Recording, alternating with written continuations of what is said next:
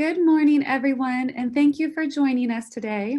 My name is Kelly Dalton, and I am the director of the Saint Center for Service at Marymount University. Today, I am honored to welcome you to our advocacy panel, which will focus on the economics of poverty. Our local experts will share important data on national and local disparities and include a discussion on the cliff effect and the challenges it poses to our local families. In Dr. King's last book before he was assassinated, titled, "Where Do We Go From Here? Chaos or Community?" In this book, he outlined the status of the civil rights movement, its progress, what held it back, and what he believed the movement needed to move forward.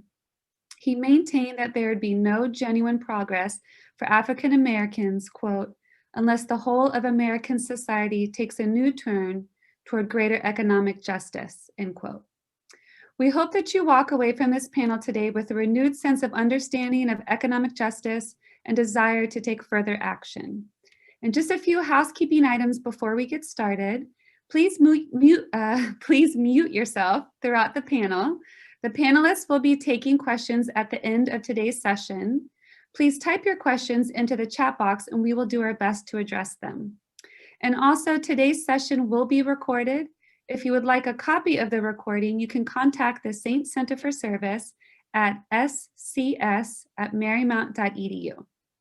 Now it is my pleasure to introduce to you our moderator for today's panel, Krista Jones.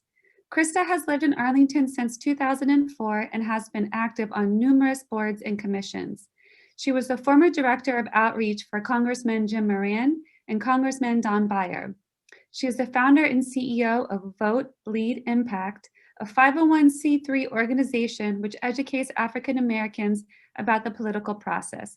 Krista, welcome to the panel, and I turn the microphone over to you. Thank you, Kelly, for that introduction. Our nation is on a long road to equality and justice. And considering those threats to those ideals which are trying to take us off that path, it is no better time to reflect on Dr. King's work and his legacy. Dr. King is quoted as saying, "The time has come for an all-out world war against poverty. The rich nations must use their vast resources of wealth to develop the underdeveloped, school the unschooled, and feed the unfed. Ultimately, a great nation is a compassionate nation." King didn't necessarily agree with how the US was fighting poverty in the 1960s and believed President Johnson's war on poverty was too focused on the underlying problems of education, housing, and support, when Dr. King really wanted us to focus on poverty itself. As we will discuss today, our nation has made many strides to decrease poverty, but systemic racism has undercut much of that progress nationally and in Arlington. The US has debated the effectiveness of government assistance, for example, for decades, and the years since 1968 have been no different. Moral questions of personal responsibility and how long someone should receive assistance have dominated our national conversations. At one point, many states reduced assistance when a man was in the home, and you can imagine the effect that that has had on families. The War on Poverty's Great Society programs like Head Start, Job Corps, food stamps, Medicaid, and job training have been instituted, but under Reagan, many of these programs were cut. And who can forget the focus on welfare to work programs in the early 1990s? While there is a difference of opinion on the extent of the effectiveness of affirmative action, for example, it has, and if it has benefited the intended populations, it's hard to argue that it has had no positive effect on minority advancement in areas such as the military, corporate America, and employment in general. Some may argue still that these are isolated and have had little effect on general advancement, hence the disparities which still exist today. Another area is the desegregation of schools. They've definitely had a huge impact on poverty. And after King's assassination, Columbia University and other competitive colleges increased their admissions for minority students, which gave minority students from all economic backgrounds access to higher education. And lastly, politically, in 1968, when King was assassinated, the United States had only 3 years prior passed the Voting Rights Act, which was a necessary step on the road to equality. We can point to the increased number of Black elected officials and specific successes in terms of minorities reaching the highest levels of electoral politics and government, everyone from Shirley Chisholm to Jesse Jackson to Barack Obama to, of course, Kamala Harris. And when we're discussing minority advancement in politics in particular, this signifies both representation in terms of diverse voices at the table, which can promote policies which are stronger for all communities, but also changing attitudes of our nation's voters, which also signify a change in our nation. To lead us now in thinking more about what the data shows in terms of changes in poverty since 1968, we have Dr. Brian Holler. Dr. Holler is an associate professor of economics at Marymount University. He teaches economics and poverty and law in economics, which involves issues of race and inequality. He also serves as the academic director for Marymount's Shepherd Higher Education Consortium on Poverty Internship Program. Dr. Holler is particularly interested in understanding what contributes to and inhibits economic flourishing of individuals, both domestically and internationally. This interest has led him to visit 90 countries around the world and to take students to Africa, Latin America, and Eastern Europe to better understand global poverty. In addition to being an economist, Dr. Holler is also a licensed attorney in the Commonwealth of Virginia. Please welcome Dr. Brian Holler.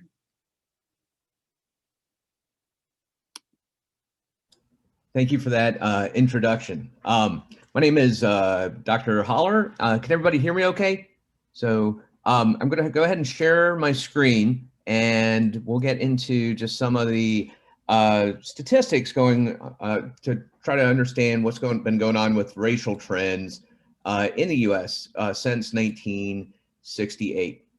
So what I wanted to do is just to start off talking about just some of the things that have changed since 1968, and just challenge you to think about what you know. And so I'll ask you a series of questions. I have got 6 questions, then we'll go over what the answers to each of those questions are. So the first question is just, what has happened to Black education since 1968? Have college completion rates more than halved? Have they dropped to less than half of what they used to be? Have they stayed the same? Or have college completion rates more than doubled for Black Americans? Question number 2, what has happened to Black poverty rates since 1968? Have poverty rates roughly fallen to half of what they used to be? Have they stayed the same? Or have poverty rates more than doubled? Question number 3, what has happened to Black marriage rates since 1968? Have marriage rates more than halved? Have they stayed the same or more than doubled? Question 4 is, what has happened to Black incarceration rates since 2006? Have incarceration rates fallen by 1/3? Have they stayed the same? Or have incarceration rates for Blacks increased by more than 1/3? Next question is, what has happened to police killings of Black Americans since 1968? Have police killings more than halved? Have they stayed the same or more than doubled? And then lastly, who is the most successful immigrant group in the US? Is it A, Africans, B, Hispanics, or C, Asians? So let's go ahead and look at the answers and see how everybody did. So the answer to the first question is college completion rates have more than doubled for Black Americans since 1968. Here's some data from the American Community Survey, and we see that for all groups represented on this chart, white men, white women, Black men, and Black women, college completion rates have increased substantially since 1968, which would be right about here. And that the trends, women have actually, for both races, complete college at higher levels. The idea here is that there is, the takeaway here is that college completion rates have been increasing for all groups, but there are still racial disparities between Blacks and whites in terms of completion rates, education rates. And this translates into an explanation of some of the economic disparity that we see between whites and Blacks. Education is highly correlated with income. And if you have lower levels of education, you're more likely to find yourself at lower income. Next question is, what has happened to Black poverty rates since 1968? So poverty rates have roughly halved for Black Americans. In the 60s, around 1965, the poverty rate for Blacks was about 40%. And the most recent data that we have in 2019 shows that it has fallen to about 18.8%. This is according to the US Census Bureau. We see that there is a significant fall in poverty, but again, we do see these racial disparities. So we do see this progress, but we also see these racial disparities still exist. The trend is a positive trend, but there still are racial disparities. Next question is, what has happened to Black marriage rates since 1968? And marriage rates have roughly halved relative to what they used to be. Marriage rates for all races have been declining since 1968, but it's been a particularly steep decline for African Americans. And there's a number of reasons for this, not all of which are well understood. But the one thing that we do know is that for this definitely for kids who are born into a single parent family, this can put them at much higher risk of poverty. This is not something that's deterministic, but it's something that is probabilistic. And if someone is born into poverty, born into a single parent household, it does increase the risk of poverty for those children. Oops, sorry. The next question is, sorry about that, guys. Let me get out of the presentation, get back in. The next question was, what has happened to Black incarceration rates since 2006? Incarceration rates have fallen by a third.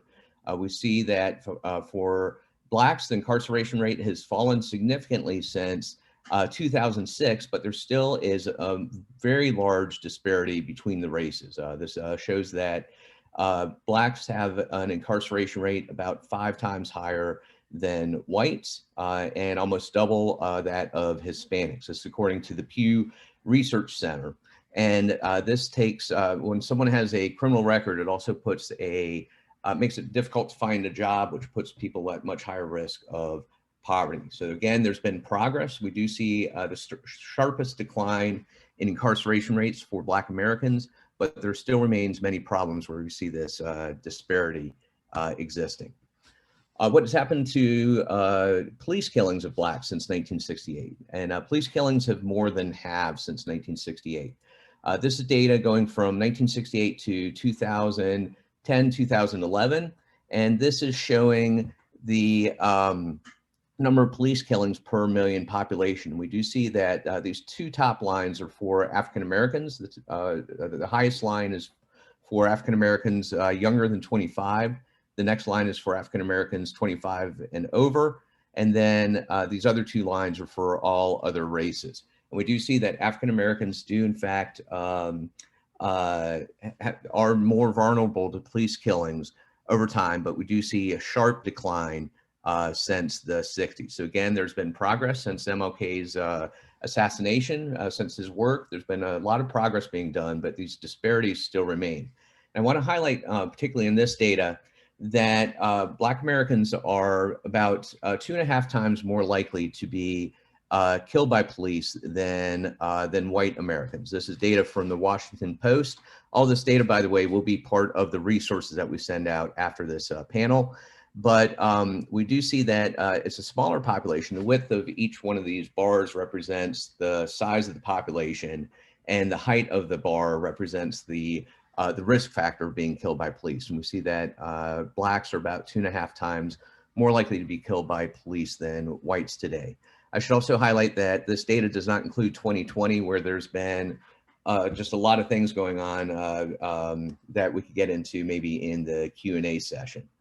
And then the last question is just, what is the most successful immigrant group in the US? And that answer is Africans. Nigerians, in fact, are the most highly educated immigrant group in the US. And this just gives a dimension to discussions that we want to have about when we're thinking about race and just its role, the role that it plays in success. And so just in conclusion, I want to say that there's been great progress that has been made since 1968 on a lot of these dimensions, but also great problems remain. There's a lot of hope for change. We should be thankful for the progress that has been made, but also recognize that there still are many racial disparities that remain, and that there's still a lot of work to be done. A lot of these issues are much more complex than what the explanations are commonly discussed in the news, and it requires educated voters and policymakers to address this. So let me go ahead and stop my presentation, and I could take more questions. I could take questions during our Q&A session at the end. But thank you, everyone. Thank you so much, Dr. Holler, for that great overview on where we have come from. And as we think about how we want to reduce poverty and how we can all be advocates, it's important to understand what the real effect of our policies is. As I mentioned earlier, when I discussed the iterations of welfare reform, we have to think about when we're devising policies based on what we feel is morally right or what our elected officials want to do to appease their constituents, as opposed to what will really solve this issue of poverty. So now we are going to see a short video on something called the cliff effect.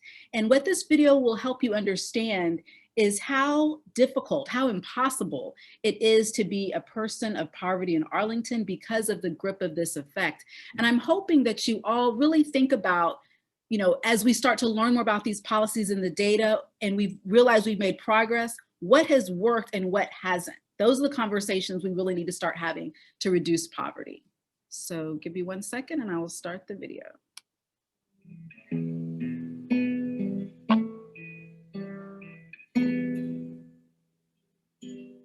I grew up here in Arlington. When I was in high school, I had to drop out to help my parents with the rent. Now I'm on my own. I'm a single mom with a 10-month-old and a 4-year-old. I work full-time making $10 an hour, and I don't have any other source of income. I qualify for public assistance, which helps with our housing, childcare, food, and medical insurance. After I cover transportation, clothes, personal care, and household supplies, I'm left with less than $400 each month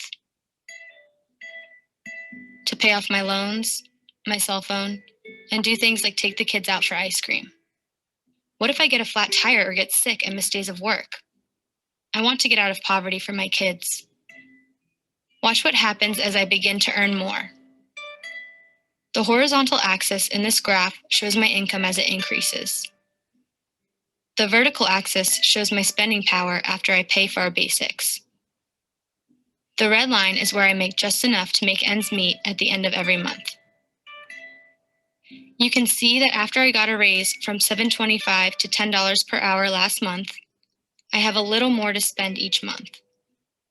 I need to keep going to move forward.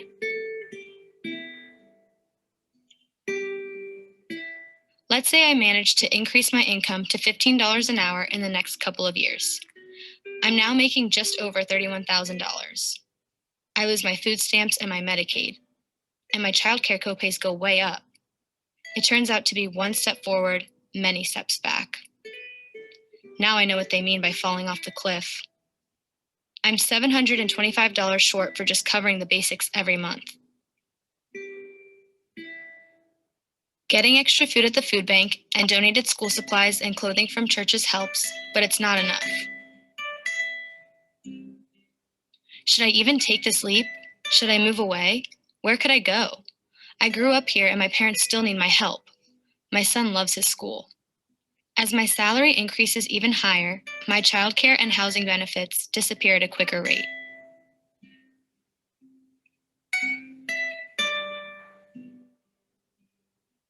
I managed to get my GED and several promotions.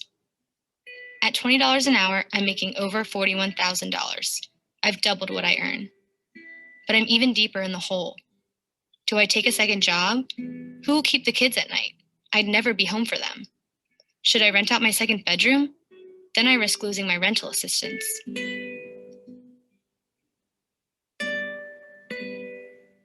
At $30 an hour, I'm making $62,000. I no longer qualify for housing assistance, and I need to cover rent and utilities. My youngest is still in before and after care at school, but I only get a very small discount. My spending power is negative $227 each month, less than when I made $10 an hour cleaning offices. I've tripled my salary, but I still need help just to get by. Something as simple as a flat tire can still push me over the edge.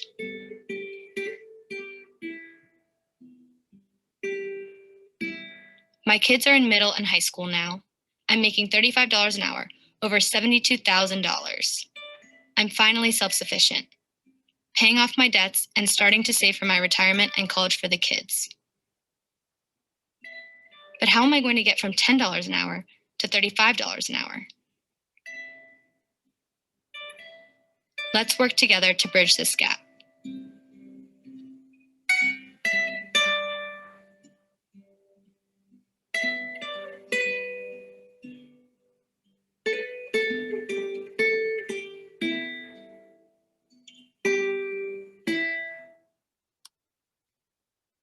So I think that gives us an excellent perspective when we start to think about the local issues and how these policies are really affecting everybody on the ground. So hold on just a second. So next we have Ann Verdebrugge with the Arlington Community Foundation to talk more about what the cliff effect is and a lot of this local data. Ann joined the Arlington Community Foundation in 2014 to help expand its community impact through its leadership initiatives. She convenes Safety Net Arlington, a group of highly effective human service nonprofit leaders working with the county to strengthen Arlington's public-private safety net, and also manages the foundation's Bridges Out of Poverty and Shared Prosperity initiatives aimed at improving economic mobility and opportunities for Arlington's low-income residents. She also serves on the leadership teams for Destination 2027, Arlington's Equity Initiative, the Arlington Child Care Initiative, and the Community Progress Network, and has over 30 years of nonprofit leadership experience in DC and Arlington, and a master's in planning and community development from the University of Virginia. Please welcome Ann Verdebrugge.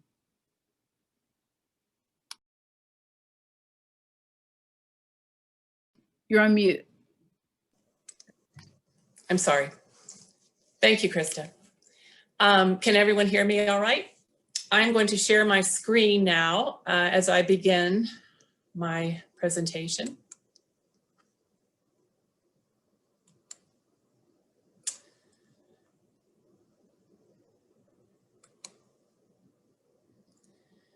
All right. Is everyone all right? Can I see a thumbs up? Great. Okay. The Arlington Community Foundation has focused on economic mobility issues over the past 5 years because we believe nothing is more pressing than addressing the realities of the nearly 30,000 Arlington residents that live in or near poverty. That's 12% of our population. We worked with Urban Institute and the county to produce the video you just saw last year using actual numbers through the eligibility staff in terms of the eligibility benefits and the dynamics as they go up and down with changes in the mom's circumstances. And Urban Institute helped us model the effect. We wanted to do this in order to graphically indicate the realities of trying to move forward in poverty. But any of us who have worked with or witnessed the struggles of people in poverty and marginalized people know that this passes the gut check. This is what happens.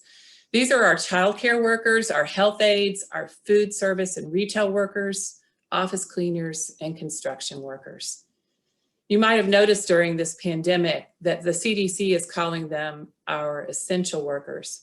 But pandemic or not, they are essential to the fabric and success of our community always. It might not surprise you to know that there are striking differences in income levels, demographics, and living conditions from one neighborhood to the next. But let's take a closer look. This table's got a lot going on. I'll give you some time to absorb it, and I just want to give you a quick overview of how to look at it and make sense of it. So my source here is a fabulous report that's going to be shared with you in the resources guide that follows this session. And it comes from a study commissioned by the Northern Virginia Health Foundation a couple of years ago. It's a census tract by census tract look at about 20 different quality of life indicators for folks in the various jurisdictions, including Arlington. So what I've done here is on the first 4 rows, you see 4 high poverty neighborhoods in Arlington. And the bottom 4 rows are a sampling of 4 low poverty neighborhoods in Arlington. And you can see that for each neighborhood, you can see the percentage of Blacks and Hispanics in the neighborhood. You can see the percentage of people in the neighborhood that are below the federal poverty level, which is $26,000 for a family of 4. You can see the number of folks who have no health insurance and the folks who have not, whose 3 and 4-year-olds are not in preschool, which we know is a significant indicator in future academic success. And I'm hoping you can see the last column. My screen is obscuring it with our windows. Can people see the housing burden data? Okay, good. It's obscured on mine, but that last column is the percentage of residents that are paying more than 50% of their income on household or rent. So you won't be surprised to see that there's a great intersection between concentrations of people in poverty and also concentrations in people of color and their less than optimal living conditions in those neighborhoods of poverty. So I'm going to give you just a few minutes to take a look at this and absorb it, or a few seconds.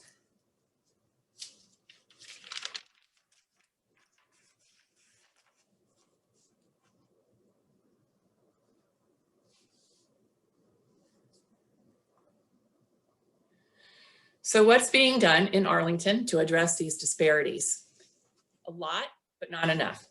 So I'm just going to spend my time now highlighting an initiative that's been going on since 2016 through a partnership between the Arlington Community Foundation, the county's Department of Human Services, and 20 nonprofits. It's called Bridges Out of Poverty. And the idea behind it is to make the Arlington safety net system more effective in helping people become economically mobile.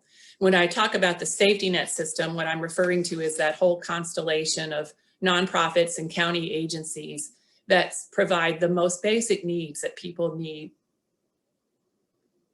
to live a stable life. So that's housing and childcare, health, mental health, medical care, employment, and so on. Through the work of Bridges Out of Poverty, we have learned a lot about the insights from brain science and poverty research and how we can take those insights and make our safety net system and our service delivery more effective, more practical in meeting the needs of our neighbors that are struggling and living on the edge of financial crisis. We know, and you know from brain science, that any of us, when we are in a crisis of any sort, our brains tunnel. We want to only focus on, we can only focus on what's most urgent right now. And that limits our ability to take the long view and be proactive and plan for the future. So we've been able to take these insights and streamline services, as I mentioned, and reduce the level of bureaucracy, be less judgmental, and more compassionate as a network of providers across the county and nonprofits. When we talk about mobility from poverty, we mean more than just increasing income. We also mean providing a stronger sense of control over one's life. People need to be able to live beyond the tyranny of this current moment of poverty in order to have that sense of control over their future story. And we also want to build a sense of belonging in the community. You've probably heard the concept of social capital, that everyone needs to belong to networks, and sort of who you know is how you get a job. And when one lives in a community of concentrated poverty, those networks and social capital can be very limited. People have a lot to offer the community regardless of their income, and we want everyone to belong and be able to contribute. So aside from streamlining the service delivery and being more flexible, how can we really go further to help people that are cycling in and out of economic crisis? You saw in the video that you just watched Sandra, the woman whose story was told, walk that tightrope of trying to balance and the trade-offs of earning more money and then losing her valuable and needed benefits. So in order to counteract that dynamic, we need really big solutions in order to create slack and cushion, especially in a community like Arlington where our affordability pressures are so strong. So I'm just going to highlight a few of the things that we're working on very intensively. And when I say we, I mean the Community Foundation, Arlington County, the Safety Net nonprofits, and hopefully more and more so our business community. So we have many powerful initiatives underway around deeply affordable housing, affordable childcare, plausible career pathways. Living wages is something that's really, really critical to be more aware of. Martin Luther King, when he went to Memphis, was for the sanitation workers' strike, and he was speaking out against poverty wages and wage inequality. Unfortunately, we still have that today. There's a tool that MIT puts out called the Living Wage Calculator that looks in real time at what the living expenses are to meet the basic needs in any given jurisdiction in the country. So today in Arlington, a single person needs to make $36,000 in order to meet basic living expenses. A family of 4 with 2 working adults needs to make $79,000. You saw the mom, you just watched her journey, the single mom with 2 kids. She broke free from and was able to move towards self-sufficiency when she somewhere around $65,000, $70,000.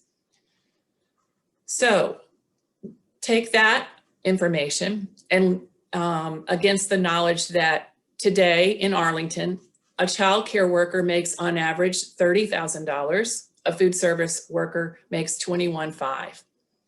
And today in Virginia, the minimum wage is still $7.25 an hour. And that comes out to about $15,000 a year. Unconditional cash is something that we're just getting into, and we're very excited about this. So I want to tell you a little bit about what we have in planning. The idea behind this project is ongoing cash, this is not a pandemic project. This is something we've been working on for several years through Bridges Out of Poverty.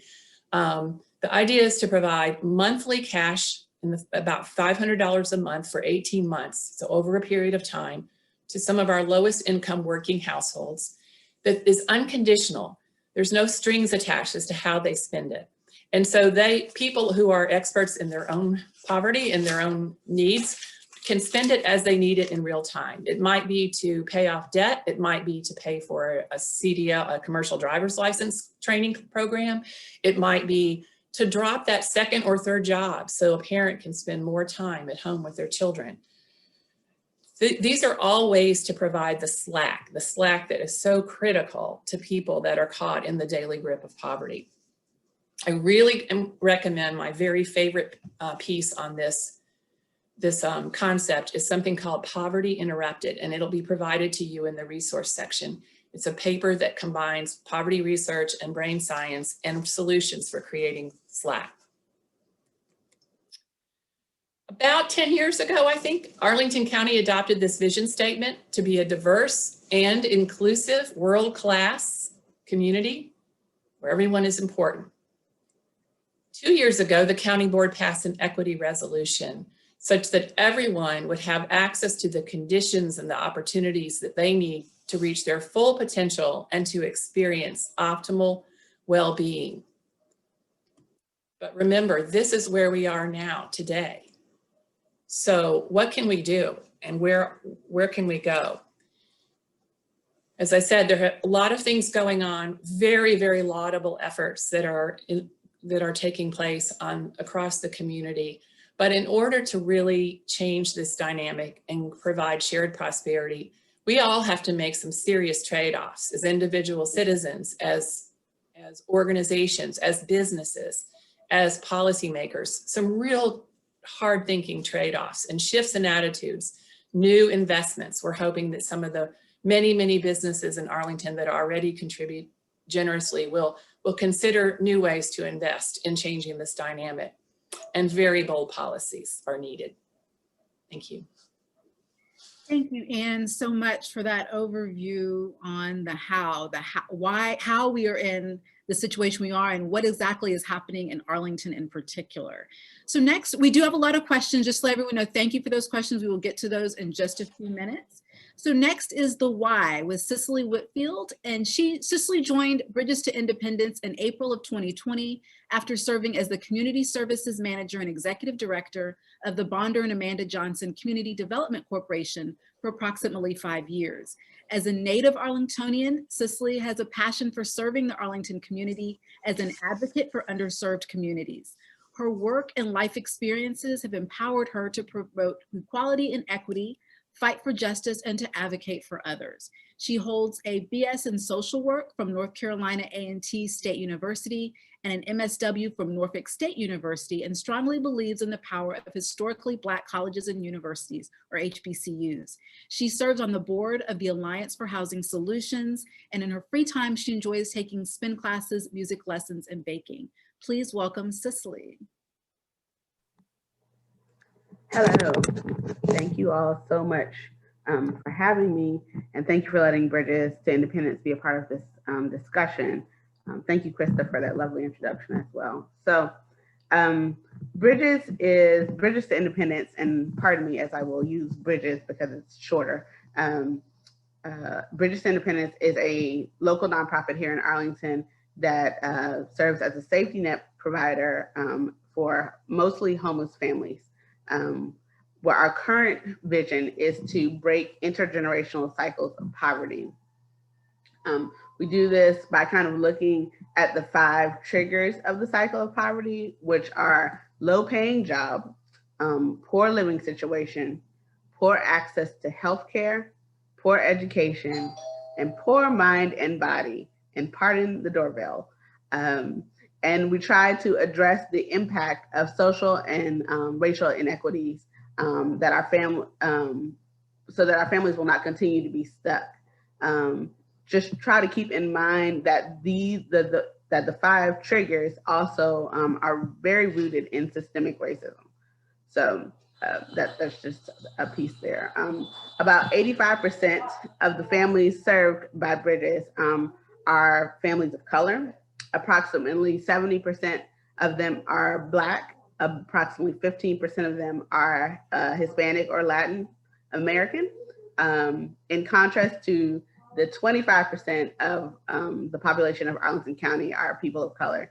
More specifically, 8% of a little bit lower than 8% of the population of Arlington is African American. So as you can see, there are some huge racial inequities in regards to the families that we are serving and seeing in regards to the total population of Arlington County.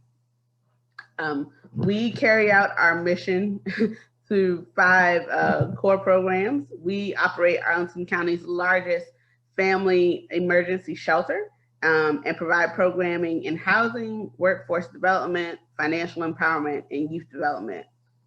Very recently, we merged with the Bonder and Amanda Johnson Community Development Corporation, which is a small nonprofit, or which was a small nonprofit that primarily served the Green Valley neighborhood, which is one of Arlington's historically African-American neighborhoods. From that, now Bridges serves about 500 individuals a year. 2/3 are families in the Bridges shelter and housing program. So once again, lots of work to be done within this population. Many of our families who come to Bridges shelter are employed, but are employed at minimum wage, and which, as Anne has recently or just told us, that is $7.25 an hour. So we can imagine what that looks like and feels like. The pandemic has definitely showed us something different, but I think we'll talk to that more in our Q&A session. Our goal is to move them to a livable wage so they can move on to self-sufficiency. So there's a lot of different impacts that occur. And so, but we just kind of wanted to give you an idea of some of the families that we see, so that you all can have some kind of understanding of the type of families that we see. So some of our families have fled violence overseas, could not make their ends meet, and then they ended up in the shelter. For example, we had a family where the father was a successful dentist in his own country, but couldn't practice here.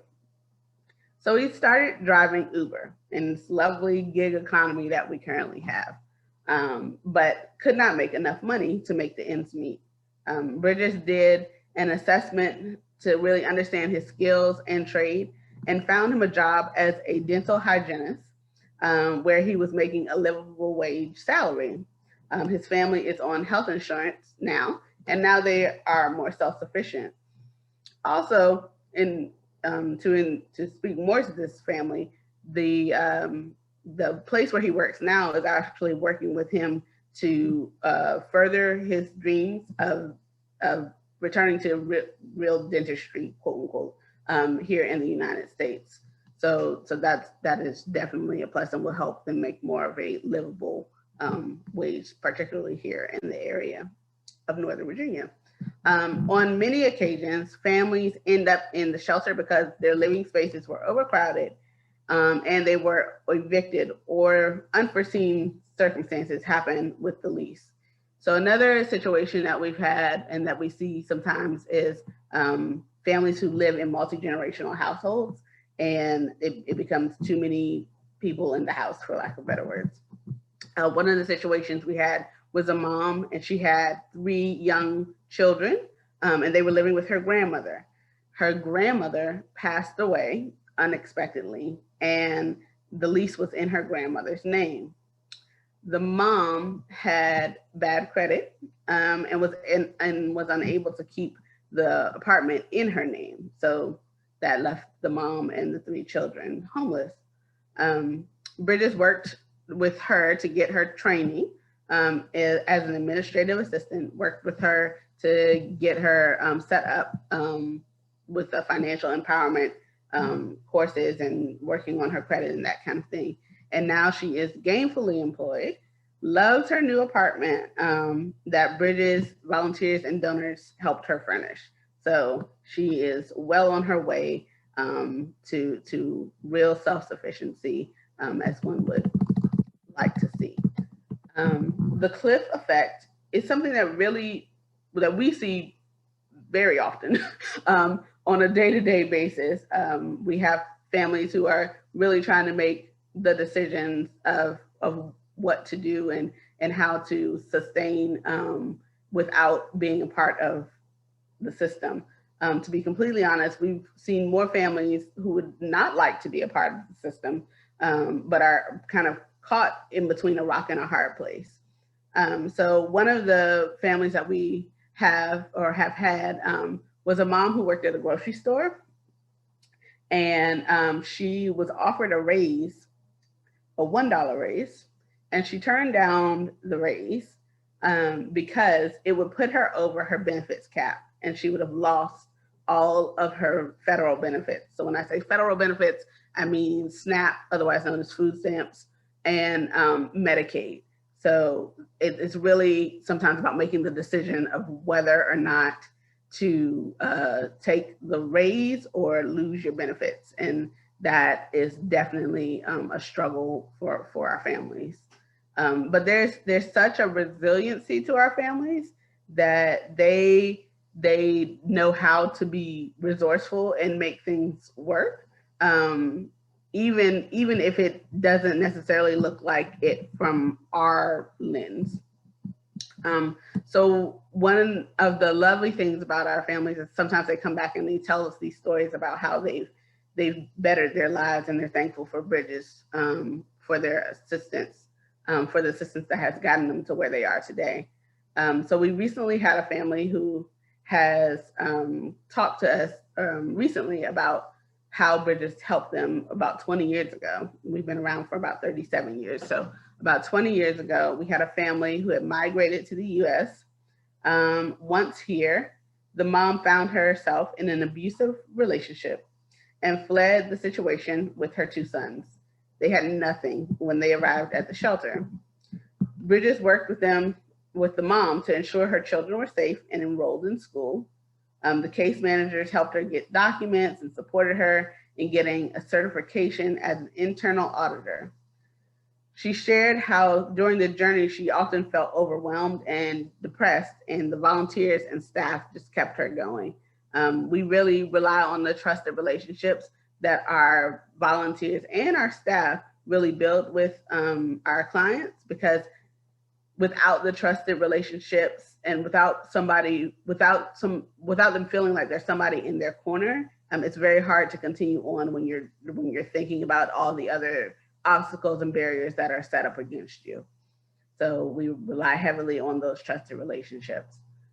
Today, she is happily remarried. She owns 2 homes. One is overseas, and she is a manager at a software company. Both of her sons have completed college and are gainfully employed. And this past holiday season, she sponsored a family at Bridges for $500 because 20 years ago, volunteers sponsored her, and she felt so blessed that she wanted to give back and help others, just like her son and herself were helped. So that's just an amazing story. And we regularly kind of get phone calls about people who have bettered their situations and circumstances, and are really thankful for the support that Bridges has been able to provide.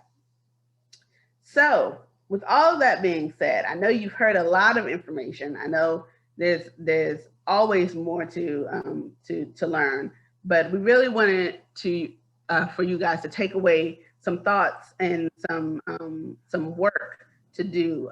There's always more work to be done. So I believe there's a slide that is going to come up.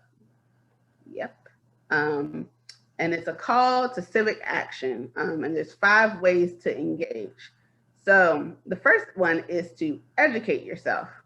Read, learn, act. You will get a lovely handout today that will be emailed to you that will share some of the resources that we have shared today, but also some resources that we find to be helpful so that you can continue on this journey of advocacy. But educate also means listen and engage with people of color. Lived experience equals expertise. So just keep that in mind when as well. You can advocate and share this advocacy panel on social media. You can become a Bridge Builder ambassador. Our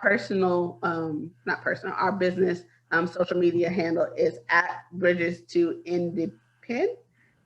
So at Bridges, the number 2, INDEP. I'll put it in the chat, and you can advocate and share this information there. I would challenge you to change your mindset around the old mantra: when you see something, say something, and not just use it for suspicious activity, but also for areas that don't necessarily affect you. And don't be the moderate that Dr. King speaks of in his letter from the Birmingham jail. Volunteer. You can do that virtually or in person. It's very interesting the many ways that people have come to volunteer during this pandemic. We have had food drives, we have had gift card bingos, we have had all types of different opportunities for folks to volunteer. You can email volunteer@bridges2.org to get started. But I would also challenge you, I have a lot of challenges today in these calls to action. When you volunteer, to do so without judgment and without trying to change people, and recognize that there is a privilege in serving humanity. So keep those things in mind as well. And one of the other things you can do is donate to Black-led organizations like Bridges or Offender Aid and Restoration, OAR, or patronize Black-owned businesses in Arlington County, Idios Coffee or AA Locksmith. But you can also ask and begin to look around and ask yourself, why are there so few in Arlington County? So that's one of the things. Don't just, do an action. Also look at, critically think about the things as to why things are the way they are. I'm sure you'll find some very interesting resources and information in regards to that.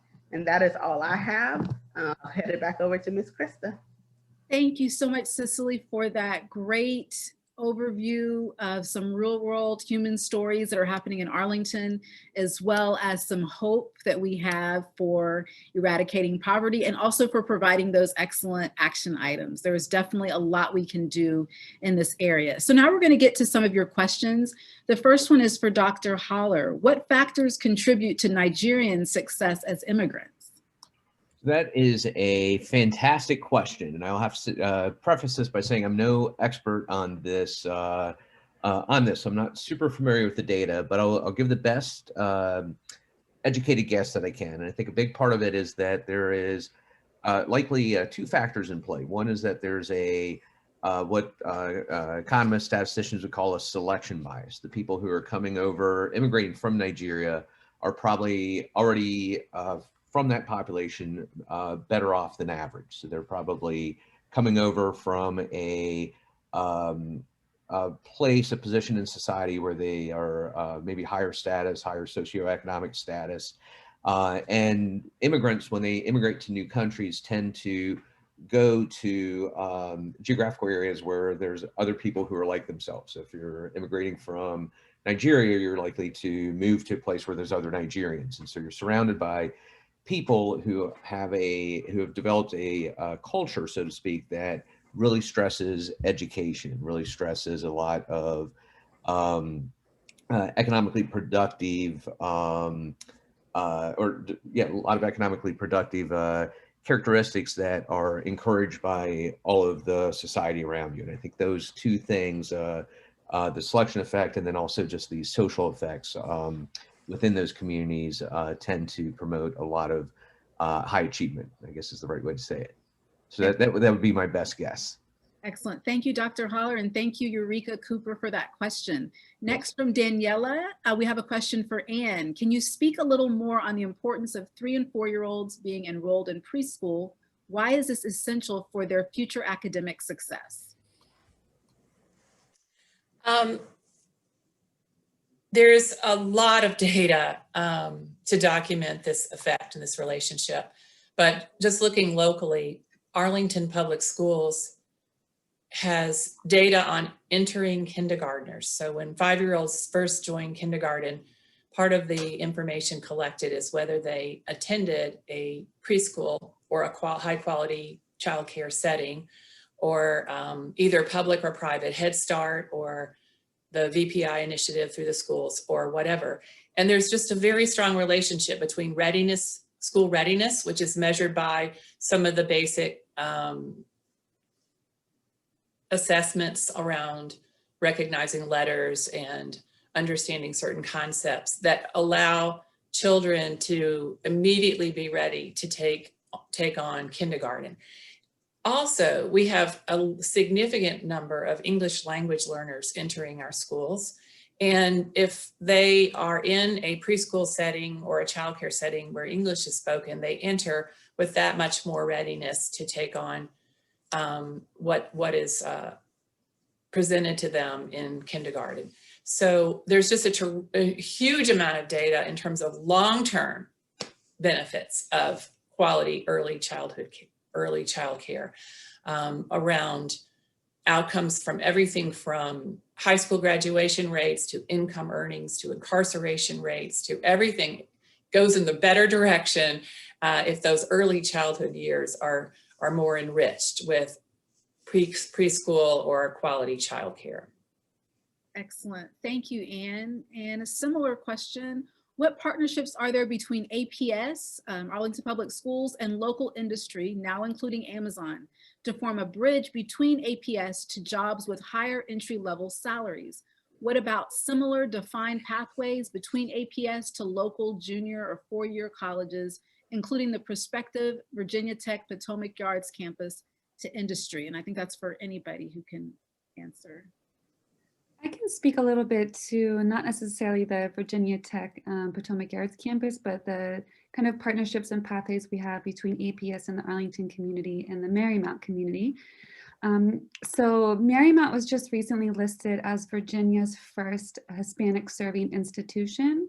So what we did is we launched Avanzamos, which stands for Moving Forward Together. And the university now has this holistic organizing framework with a Latino lens for campus-wide programs and student success efforts. It coordinates, or we coordinate among departments and organizations to ensure that the university's focus includes issues that impact its Latinx student population. In addition to that, we have a partnership with dream.us. If the audience is not too familiar with that, it's the nation's largest college access and success programs for our dreamers. So these are predominantly undocumented students and youth, and it provides them a pathway and enormous scholarships to attend four-year institutions. So those are some of the aspects that we have available to some of our community members. Thank you. Excellent. Thank you, Kelly. And then we also have a question. What about encouraging qualified people to volunteer for military service? In my own life, public schools and military service have equaled a pathway to the middle class and now considerably beyond. Any thoughts on that? So the thought I have around that is around exposure. When you are in an environment of poverty, you see what is around you. So you don't necessarily have seen any success in those areas.